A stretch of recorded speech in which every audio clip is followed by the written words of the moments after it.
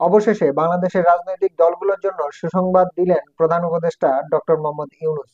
তো আজকে যে বিষয়টা নিয়ে কথা বলতে চাচ্ছিলাম সেটা হলো বিজয় দিবসের ভাষণে, অর্থাৎ বাংলাদেশের 16 ডিসেম্বর বিজয় দিবসের ভাষণে ডক্টর মোহাম্মদ ইউনূস বাংলাদেশের রাজনৈতিক দলগুলোর জন্য একটি সুসংবাদ দিচ্ছেন।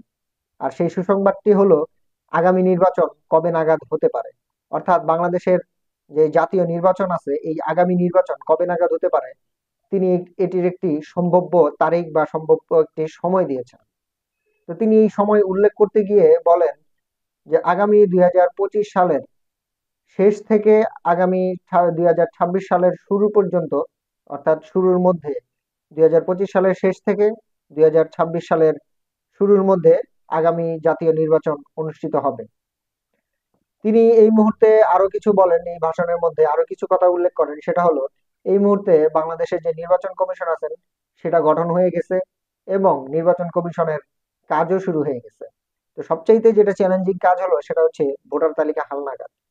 তো আমরা বিগত সরকার আমলে, অর্থাৎ আওয়ামী লীগ সরকার আমলে অনেক ভোটার কিন্তু ভুয়া ভোটার এখানে ঢুকছে এবং অনেক ভোটার বাতিল হয়েছে।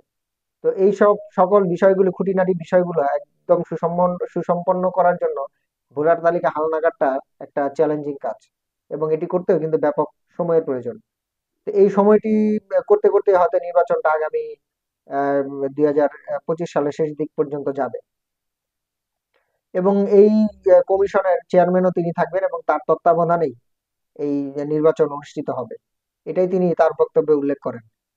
তো আমরা এখন যেটা সর্বোপরি জানতে পারলাম সেটা হচ্ছে আগামী নির্বাচন 2025 সালের শেষ থেকে 2026 সালের শুরুর মধ্যেই হবে।